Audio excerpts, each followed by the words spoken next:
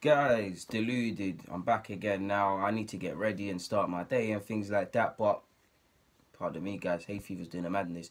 I know you've all seen in the last few hours, or definitely over the last few weeks, Fekir to Liverpool. It started off as rumours, then it started as talks were going on. The Leon president denied it. Klopp remained coy on it, and it seems to have accelerated over the past few days, especially the last 24 hours, to the point where it seems to be done. Everybody's reporting it.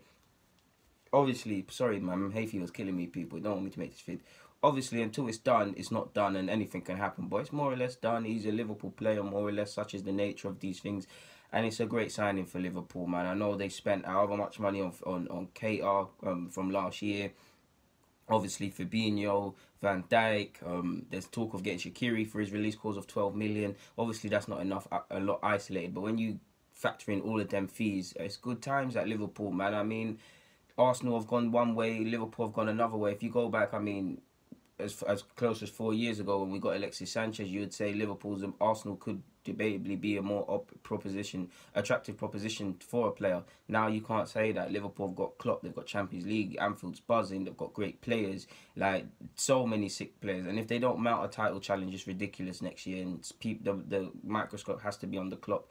As much as I like Klopp, I swear Liverpool was second for a good portion of this season and then finished fourth. Credit to them for the Champions League. I'm just saying that all top six managers, if they win the Prem and these things, they should be applauded. And if they don't win the league, we need to judge them all equally, because it does feel like not just Klopp, a lot of managers get away with not winning things or challenges for teams. I'm not denying the success and the progress and things, but that's more reason for them needing to be under the microscope in regards to challenging, because Klopp is doing a madness. It's not just him; it's at certain other clubs as well. But away from that, it's a great signing. Now they have to challenge for the title, in my opinion, man. Now the next step is getting a lot of these players, because there's a lot of changes. Like, you can't just expect them all to gel. If it gels, great. The next step is finding a way of creating balance, a way of playing for all of them, letting them all adjust, because they're human at the end of the day.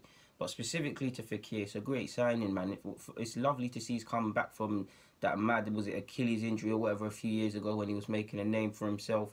And he's bounced back. He can play in the cam role, which is probably his best position. He can play on the flanks like his early days when he was coming up.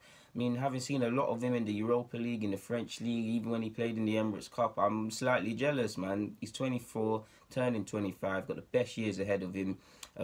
I wouldn't necessarily class him as a Klopp player, in the sense that you look at Salah, you look at Firmino, you look at all these guys. Their play's not reliant on pace, but they're aggressive out of possession and things. Fekir is like that to a degree, but he's more, and of course I'm not trying to sound sour, but he's more of an Arsenal player in the sense that his game is more based on technical stuff. He's got pace, like I said. He's very quick with a ball. His link-up play is amazing. He's excellent at set pieces, whether they be corners, and Liverpool fans, my word, let the man take free kicks. I know you man miss Coutinho, so let him take that. That left foot is serious. He scored a great goal off topic versus PSG. It wasn't a set piece. I just felt like saying that. And for Liverpool fans, he's already scored against Everton a couple of times. So you guys, you look got that Merseyside derby. It's there, in it. I mean, it's unclear when he'll officially be a Liverpool player. I mean, officially he'll sign the dot, but he'll sign the contract. But you know what I mean by that, in the sense that it's the World Cup. It's a tricky time to want to go and to get negotiations done. Anyways, I believe France are playing a friendly soon against America, and I actually believe they're flying to Russia. So all of this, they're still gonna have to find time to do medicals and these things if they haven't already. So it's a, like I said, it's a good signing and it's basically done. But it probably take some time before they officially announce it and he's holding the shirt and things like that. It has accelerated quickly, and you have to give credit to Liverpool, Carg. While the reports are saying only Chelsea had a concrete offer on the table, excluding Liverpool, this guy was chased by a lot of clubs. Barca were in for him. Obviously, they went with Griezmann and that, but they were speaking allegedly. Atletico wanted him, or every Premier League team, in my opinion, has to have made an inquiry about him. But Liverpool did it. Allegedly, he had his heart set on a move to Anfield. Klopp spoke to him and convinced him. That's what you want to see, and it's exciting times for Liverpool fans, man. Obviously, with Firmino, Salah, all these guys, he'll complement them very well, in my opinion. I mean, 17-18 season, in 30 appearances, he grabbed 7 assists and 18 goals. When you factor in Salah's crazy amount of goals, Mane and all these other men chipping in, Fekir, sorry, I forgot his name. Fekir is a perfect player to complement. Like I said, he's more Coutinho, Arsenal technical-based player, is the only way I know to describe it, than this heavy metal that Klopp coins the phrase. So yeah, man, it's gonna be good times. I mean, Fabinho and Keita in a midfield pivot, which will take time to develop, and this guy in a potential 10 role or on the flanks is crazy. Like I said, I told you his stats. In 153 appearances fully, he only has 57 goals and 37 assists. So that's 90. That's 94 in a contribution of having a hand in 94 goals in 153. He scored 45 goals specifically in the French league. So yeah, man, he's got in 11 caps for France. He's got 2 goals. He's had some injuries. 15-16, he only scored 4 goals and got 1 assist.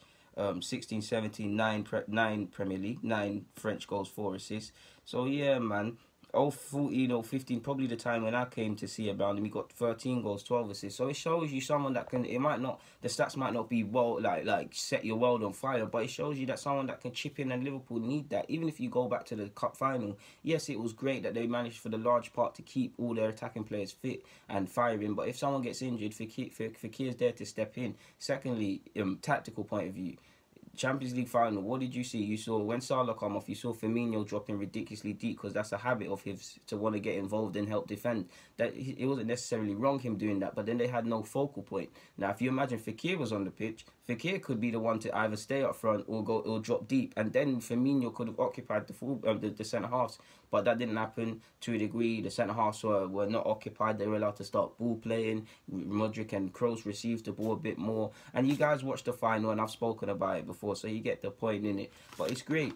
I'm hearing a lot of talk. Finally, we'll speak about where he fits in. But I'm hearing a lot of talk of where he fits in. First in the league, that ain't a word. Firstly, great players or good players, you need to play a number. You need to be a master of one, but you need to give your manager a headache. A manager like Klopp, he should be able to go into games. All right, this game, Fekir in the 10 role. Fekir in the 10, but more closer to the centre mids. Fekir on the flanks. Fekir even up front maybe. Or Salah on the flanks and or up front one game. He needs to be able